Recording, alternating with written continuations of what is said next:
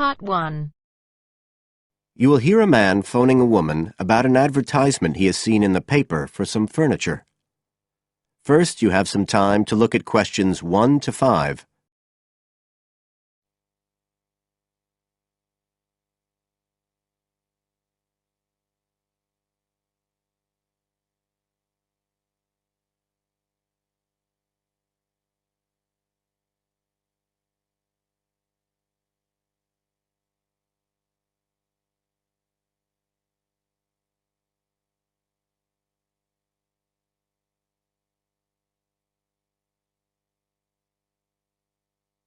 As you listen, because you will not hear the recording a second time. Listen carefully and answer questions 1 to 5.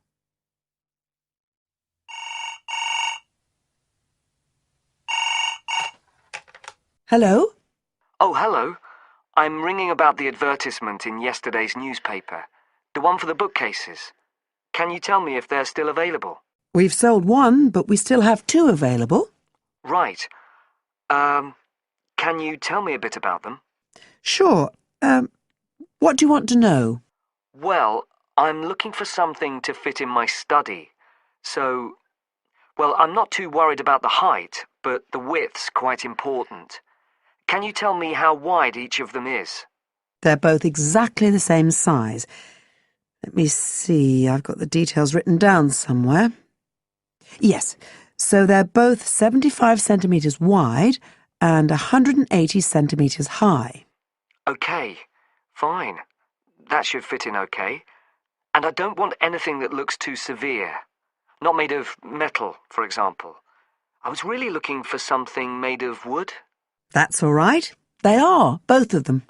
So, are they both the same price as well? No, the first bookcase is quite a bit cheaper. It's just £15. We paid £60 for it just 5 years ago, so it's very good value. It's in perfectly good condition. Well, they're both in very good condition, in fact. But the first one isn't the same quality as the other one. It's a good sturdy bookcase. It used to be in my son's room, but it could do with a fresh coat of paint. Oh, it's painted. Yes, it's cream at present. But as I say, you could easily change that if you wanted, to fit in with your colour scheme. Yes, I'd probably paint it white if I got it. Let's see, what else? How many shelves has it got? 6. 2 of them are fixed, and the other 4 are adjustable, so you can shift them up and down according to the sizes of your books. Right, fine. Well, that certainly sounds like a possibility. Before you hear the rest of the conversation, you have some time to look at questions 6 to 10.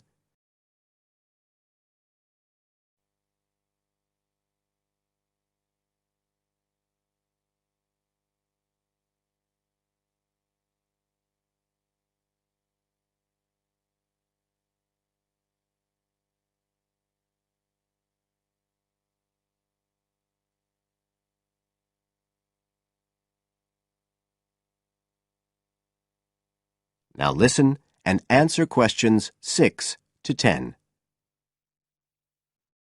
But the second one's a lovely bookcase too. That's not painted, it's just the natural wood colour, dark brown.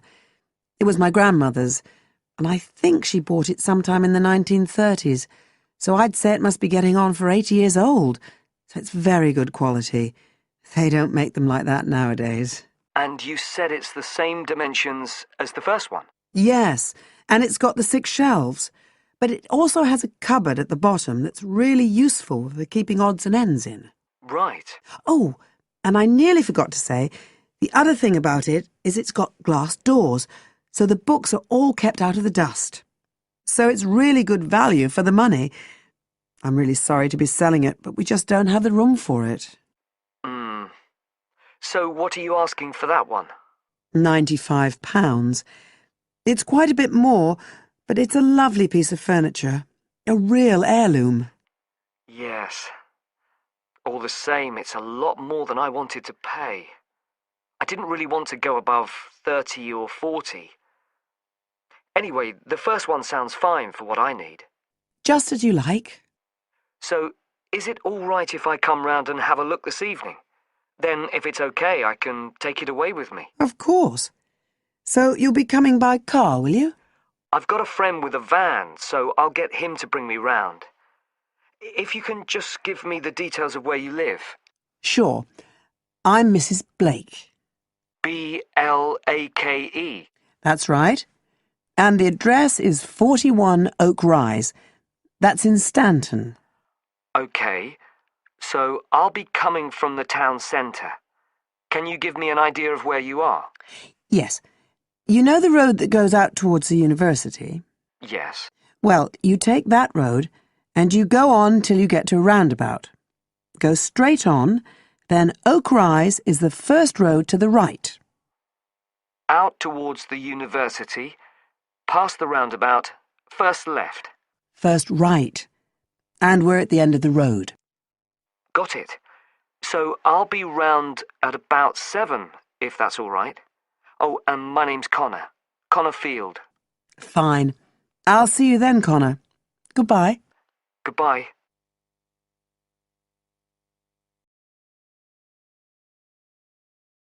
That is the end of part 1. You now have half a minute to check your answers.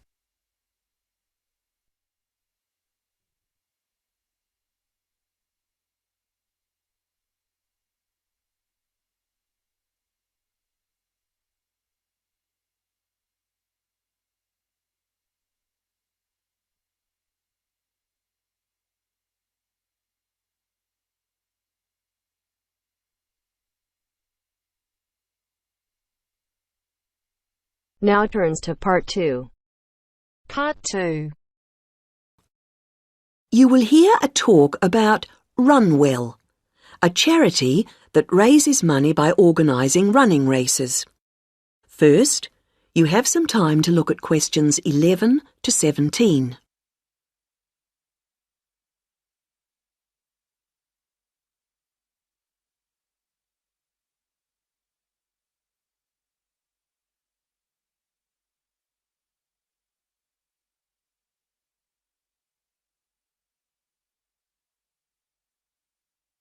Now listen to the first part of the talk and answer questions 11 to 17.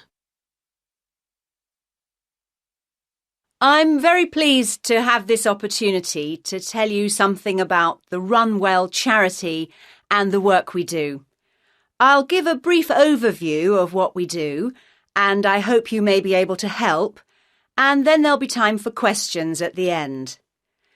Runwell's founder, Mike Hughes, took up long-distance running in 1987, raising money by doing sponsored half marathons, and in 1992 established the charity as we know it today.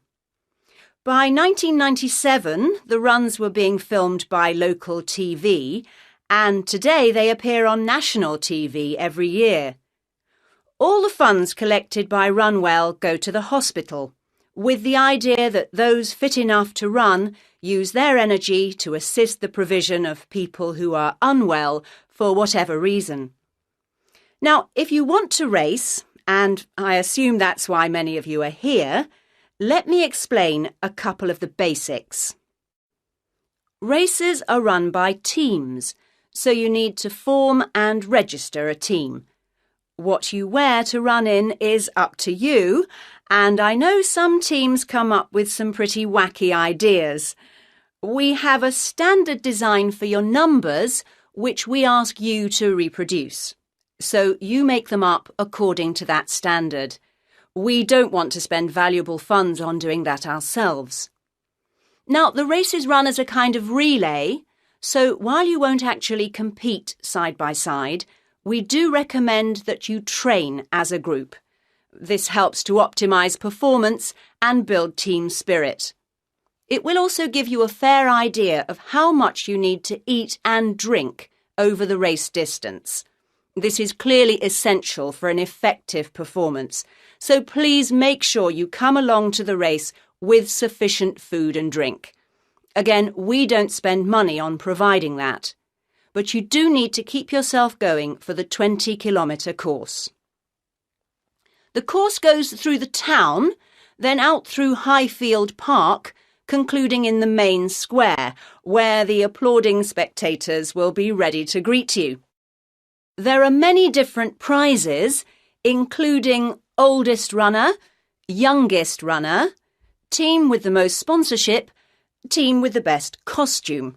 That one's donated by Zoom Fashions. The Mayor will introduce the Minister for Health, who will hand over each prize to the winners, and then the hospital president will make a short speech.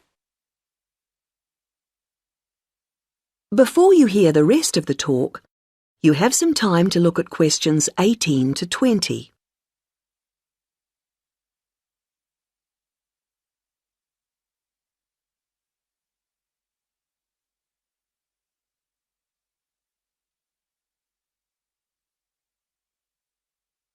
Now listen and answer questions 18 to 20. OK, that's the big race. But I know there are many people who don't feel they are up to running a 20-kilometre race, but who would nevertheless like to raise money for Run Well. Over the years, we've had experience of many ways of trying to collect money, some very successful, others less so. Now, of course, 20 kilometres is too far for children to run. But there was a sponsored swimming event at the local school last year, and that did very well. People have also tried to organise food-based events, such as selling homemade cakes and bread and so on at the market. And there was a large picnic arranged in 4 Bright Gardens, although these events failed to justify the efforts put into them, though I'm sure they were very tasty. These days, so many people are out at work all day that going from house to collect money isn't very effective. But it is possible to raise useful funds by selling small promotional items, such as badges with the Run Well motif on them. We're currently checking to see if postcards, perhaps showing the race's winners each year, might also be a good idea or not. We do appreciate the efforts that have gone into selling second-hand goods, but to be honest, the returns have not been very high on this. One very dedicated group organised a team quiz recently, which went very well, and it would be good to see more such activities. There's also been talk of a concert, but we'll have to see how plans for that progress. Now, are there any questions at this stage?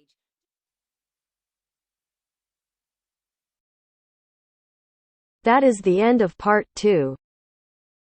You now have half a minute to check your answers.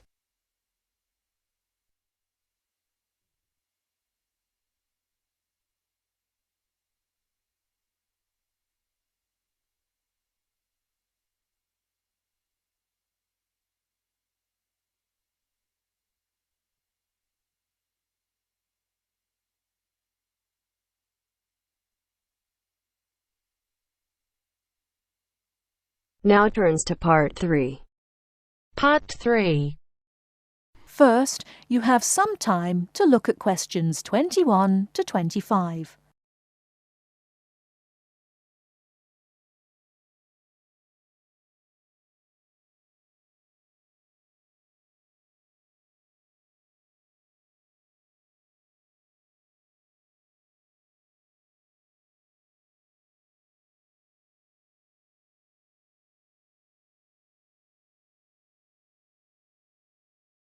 Now listen carefully and answer questions 21 to 25. Welcome to Orientation Week. Today I am here with the captain of our school's women's gymnastics team. Her name is Elizabeth Rain, and she is a 4th-year student. I hope you can all see her as an example of a responsible student and athlete, a role model for everyone. Hi, Elizabeth. Thank you for stopping by our Orientation Week. Thank you for having me. Welcome to our university, everyone. If there are any of you thinking about joining our school's athletic program, I would strongly encourage you to do it. Being a part of the gymnastics team has been one of my best experiences during my time at this school. It has taught me so much about teamwork and friendship, and has even taught me how to improve my academics by prioritizing my time. I have some questions that I am sure the students will want to know the answers to as well. First of all, how did you find the time to do well in classes as well as train for gymnastics? Prioritizing is the key. You must be very organized. Every day I wake up and I know what I must do for the day. I plan things in order of importance. For example, if today I have a competition for gymnastics in the afternoon, then I know I have to finish my homework and studying in the morning. In other words, keeping an organized schedule of your priorities is very important. Can you explain to the students a little bit about your study habits? Well, I usually try to take classes that I'm interested in. This way, I have no excuse not to study because I chose the classes out of my own preference. I separate my study time by class. For example, if I have 5 classes for this semester, I will study for 1 class a day from Monday through Friday, and then review for all of them on the weekend.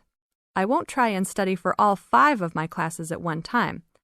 It is too hard to do that, to remember everything and not feel like you are going crazy. It is very important to focus the time that you set aside for studying. I do not study with the television on. I try to keep away from all distractions because I find that I learn better that way. But of course, how each individual will study depends on each person. Before you hear the rest of the talk, you have some time to look at questions 26 to 30.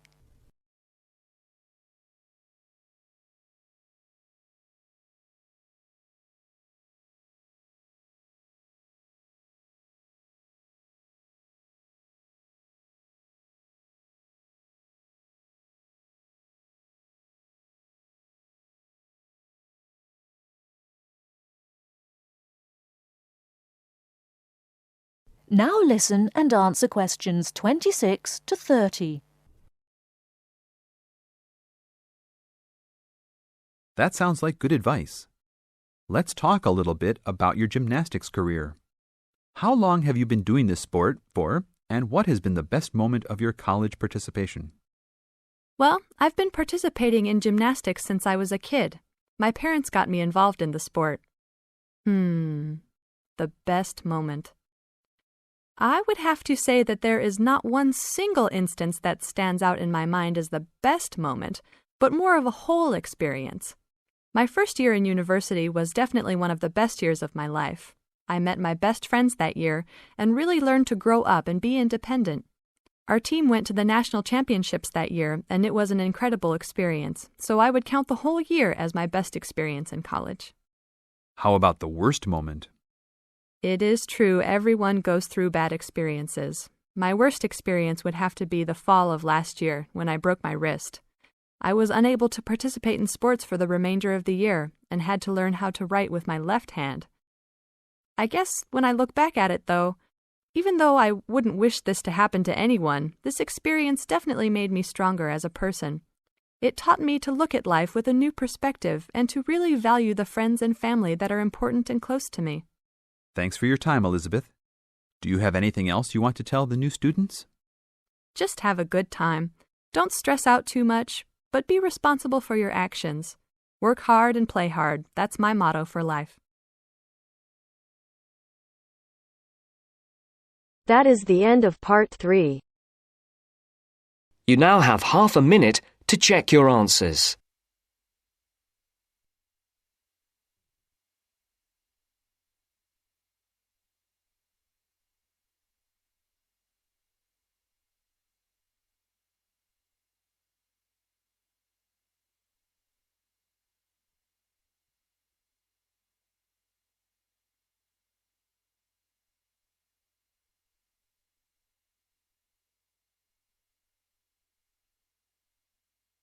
Now turns to part 4.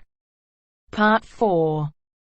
You will hear an extract from a university lecture on the topic of marketing. First, you have some time to look at questions 31 to 40.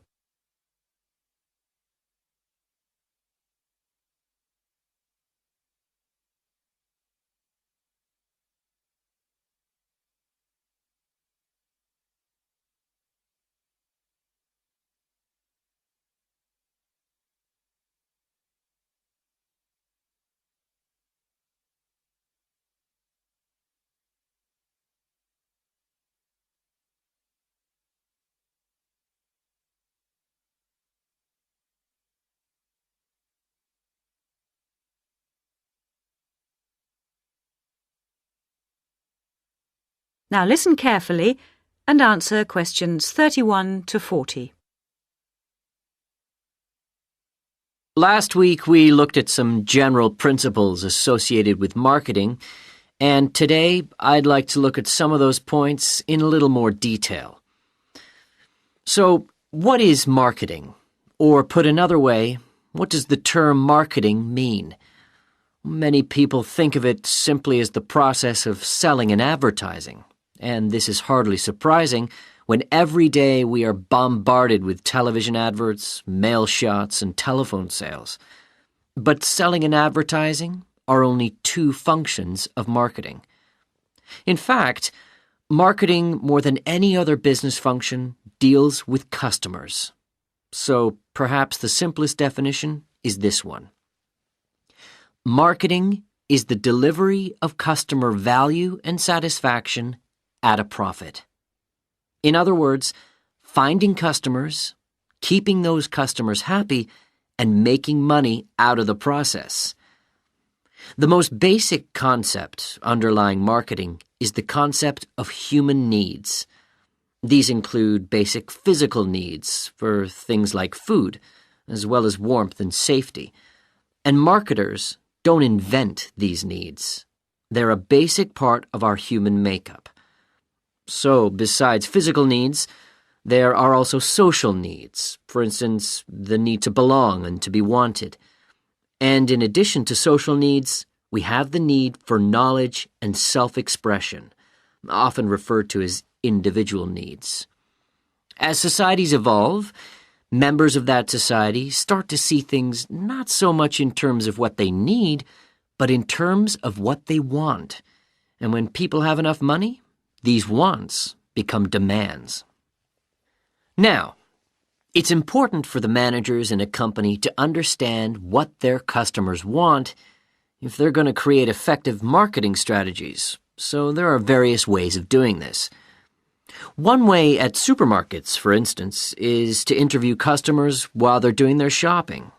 They can be asked about their buying preferences, and then the results of the survey can be analyzed. This provides reliable feedback on which to base future marketing strategies. It's also quite normal for top executives from department stores to spend a day or two each month visiting stores and mixing freely with the public, as if they were ordinary customers, to get an idea of customer behavior. Another way to get information from customers is to give them something. For instance, some fast food outlets give away vouchers in magazines or on the street that entitle customers to get part of their meal for nothing. As well as being a good way of attracting customers into the restaurants to spend their money, it also allows the managers to get a feel for where to advertise and which age groups to target. Another strategy employed at some well-known theme parks, such as Disneyland, is for top managers to spend at least one day in their career touring the park dressed as Mickey Mouse or some other cartoon character. This provides them with the perfect opportunity to survey the scene and watch the customers without being noticed. Okay, well, we mentioned customer satisfaction at the beginning of this lecture, and I'd like to return briefly to that as it relates to what we've just been talking about. If the performance of a product falls short of the customer's expectations, the buyer is going to be dissatisfied. In other words, if the product you buy isn't as good as you'd expected, then the chances are you'll be unhappy about it. If, on the other hand, performance matches expectations and the product you buy is as good as you expected, then generally speaking, the buyer is satisfied. But smart companies should aim one step higher. They should aim to delight customers by promising only what they can be sure of delivering and then delivering much more than they promised. So then, if, as sometimes happens, performance is better than expected, the buyer is delighted and is twice as likely to come back to the store. Now, let's move on to look at the role of advertising. That is the end of part 4. You now have half a minute to check your answers.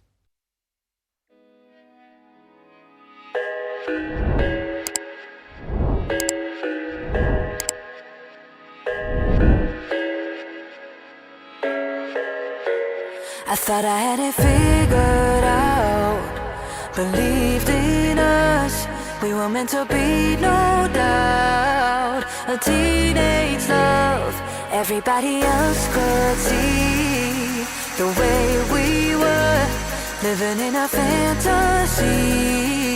When I kiss her,